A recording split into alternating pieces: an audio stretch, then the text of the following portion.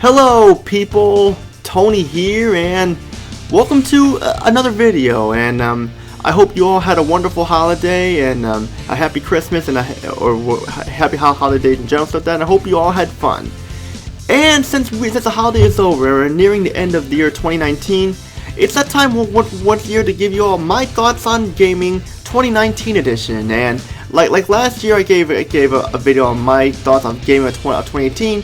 Here we're going to be talking about it in 2019, and what are my thoughts on gaming in 2019? I will admit it was a little bit better than gaming in 2018 and stuff like that and such, but there still weren't enough games for me to bring you guys a top 10 list and stuff like that and such. So because of that, we get another video like this. Now, before we first start here, let's talk about the goods here. As we all know, this console generation is going to be nearing its end soon and stuff like that, because when year 2020 comes, you're going to be hearing the announcements for the PlayStation 5 and the new Xbox and stuff. And these systems still have a lot of life left in them and stuff. So we're just gonna get that out of the way there. But the goods of the gaming that and we had some very good PS4 exclusives come out, like Days Gone, Death Stranding, which was pretty much on almost everyone's top 5 list of one of the best games of the year, and it is definitely a great game, and I recommend you all pick it up, because to those of you who like Hideo Kojima and Metal Gear Solid and stuff like that and such, you guys will definitely enjoy this game. But I'm not going to spoil it because it's so full of content, and if I spoil it, then I don't want to ruin the game for anyone, so I'm not going to do that. But yeah, like I said, Death Stranding was there, and we had a lot of great RPGs like the 2 new Atelier games, Atelier Lulua and Atelier Riza, and of course we can't forget my favorite JRPG, which is probably my favorite game of the year, Death and Request. And this game was just amazing. It was made by Compile Heart, but behind the team who made the High Dimension Neptunia series. And what I love about this game is how you play as the main protagonist, Ninomiya. Is trapped. She was a production assistant for a video game that an MMO that she was working on called World's Odyssey, and she turned up missing, only to find out that she's trapped in the game called World's Odyssey, and the servers are back online, and the game is a glitchy mess, and her only way out is to get the true ending and stuff. And it is a great game, and I definitely recommend y'all pick it up, because that's my game of the year. That's like how Blue Reflection was in the year 2017 and stuff. And I just had fun with a lot of these games, and Days Gone was a good game I was a fan of too, like where a lot of people hated this game because it was too much like Dead Rising, just there wasn't much to do, but I enjoyed it. I mean, like I enjoyed Days Gone, where it's a nice little zombie shoot 'em up game and stuff, and just it was definitely worth it, yeah, definitely. And like I said before, last year there was only like at least a few games that were at least good in my opinion, like Detroit Become Human, Marvel Spider-Man. But here they actually had more games and stuff, and of course we got like legacy games to look forward to, like the Yakuza Remastered collection. But I mean, I'll talk about that for the future and stuff, definitely what I expect in 2020 and stuff. But let's just get back on topic here. But for the year 2019, we also had a lot of bad games here, like a lot of bad games. Like the microtransactions and loot boxes were there once again, and of course you had games like NBA 2K20 and WWF 2K20, which were piles of mess and stuff, which were huge, which were big messes and stuff, like with the pay to win bullshit stuff. I mean, this pay to win thing is ridiculous. I mean, it's pretty much almost like a gambling addiction stuff, or a gambling simulator stuff. That's like how much is pay to win loot boxes, microtransactions stuff is still going on. That's one of the reasons why there was not really enough games for me to play and stuff, because like a lot of this loot box stuff is just really annoying, and I'm just baffled that this is still going on, especially companies like Electronic Arts and stuff that do this constantly, non-stop, no matter what. It's one of the reasons why I'm not gonna buy the game, the new Star Wars game, Jedi Fallen Order, because I don't want to take a chance. The last few Star Wars games that have been out have been total crap, like mainly Battlefront 2. Now I know there are a lot of people who like it and such, but the truth is I have no interest in buying it and stuff. At least not until the price goes down and stuff like that. But yeah, that's just basically what I wanted to say there, and just how that's been going on with the microtransaction loot boxes and stuff, definitely. Now I will admit, I also mentioned that like I was a little worried about Center Kagura Burst Rule not being that good of a game because it was censored and stuff like that. The PS4 version was censored, but it's still a great game, definitely. I mean, it wasn't censored as bad as I thought it was and stuff, but we were also introduced to Dead or Alive Extreme 3 Scarlet, which is basically censored on the PS4, and basically it's the same game, just two new characters, including an original character from like the character that picked on the first game, Lei Fang and stuff, and there's still no Tina, Christy, or Rachel, or Lisa in them, so you're pretty much just getting the same game for the price for the same price as the other one was, with the Street Fortune was just no new content whatsoever.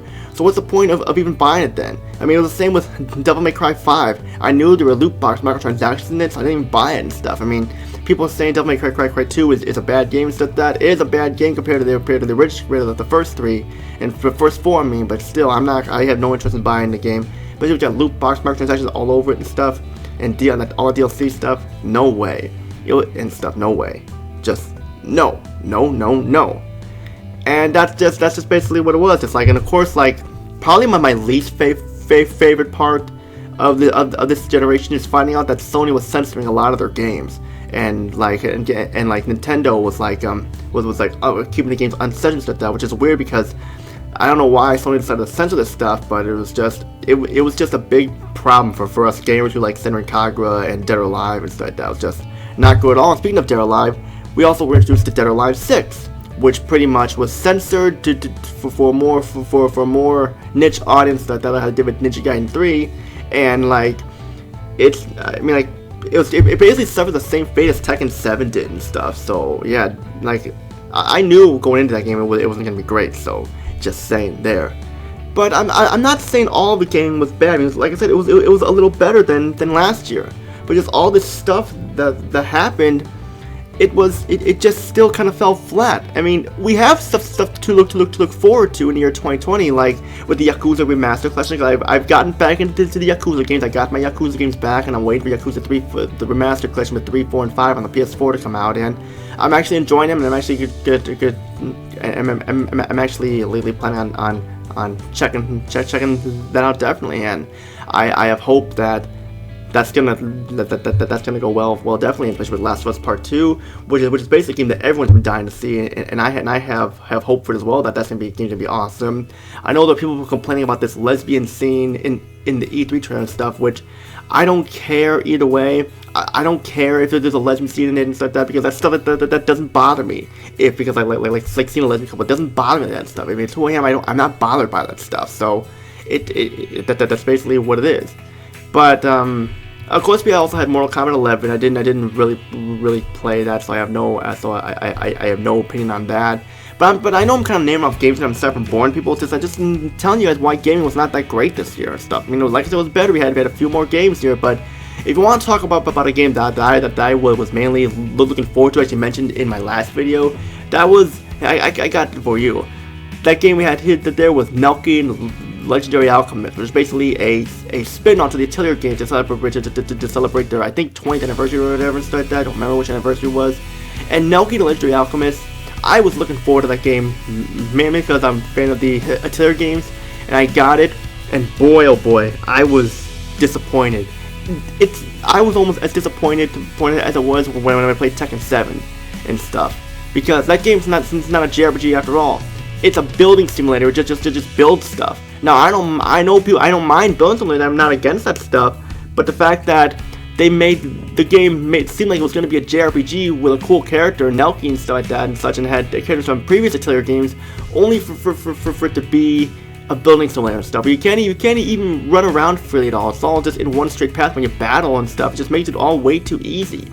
And I remember thinking to myself, why did they do this? I mean, why couldn't they just make it a JRPG? It would have been fine, but no, they had to do it like that. And just I was pretty disappointed there that we got that game and stuff. I mean, it's a game we also was looking so much forward to, and just fell to the wayside. And yeah, but thankfully Atelier Lulua came out and it fixed it, that was much better, and I was okay with that. But you see what I mean? People like just that there was so little good games here that there's not even much to comment on. That's how bad it was and stuff. But I really don't have much else to say, because like, just if I keep going, I'm gonna be talking like this forever and stuff, and I don't want to bore anybody here. But it's like, just that my thoughts on gaming were just not that good. I mean, we had some good games, like I said, like we had some good games, like I mentioned, but a lot of them are just not so good, or just weren't worth it. I have hope that gaming I'm hoping gaming will be better next year, considering since this will be the PlayStation 4, Xbox One, and Nintendo Switch's last year before we make room for the new consoles and stuff. And I'm sure you're all wondering, will I be buying a PlayStation 5 when it comes out? The answer to that is, I don't know. I really honestly don't know, considering that Sony is censoring a lot of their games like that, and it seems like this loot box and microtransactions and stuff, and these loot crates and pay to win stuff is becoming more and more each day and stuff. It just, I don't know if I'm gonna buy it or not. I mean, if they have like a Quantum Dream game, yeah, I'll probably consider buying it then. But just, I really honestly don't know. I mean, I don't have an answer to that. If I did, I would let you. I would tell you, but. We'll probably see what happens at the E3 press conference. If Sony goes to E3 this year and introduce the PlayStation 5, then I'll consider doing some thinking into it and stuff. But as of right now, I don't know. I really don't have an answer to that. Now, you're probably all wondering what's gonna happen with the channel. The reviews are going to continue. I know I said be remastering some of my older reviews, and I'm gonna be planning on doing that. I'm planning on starting on doing that next year. And I'm probably gonna be getting into some more podcasts and stuff like that, and doing more Let's Plays. I know we're kind of down for Let's Play at the moment this video's out, and just other things that are gonna be happening on my channel here. So you just have to wait and see to find out. And that's pretty much all I gotta say for this video. What will happen with gaming in 2020? We'll have to find out, considering since the PlayStation Edition 5 is on its way out, it's on its way here and stuff, and we'll have to find out what happens. And that's pretty much all I gotta say. You know what to do. Those of you who like the video, feel free to subscribe, like the video, comment down below. Don't forget to join my Discord group, TTBurger Gamers United, because we're always looking for more people to join. That's pretty much all I gotta say. This is Tony. Peace out and have a great day. And I hope you all have a happy New Year. I hope you all are enjoying the rest of 2019. And stay tuned, because there's more coming on the way in the year 2020.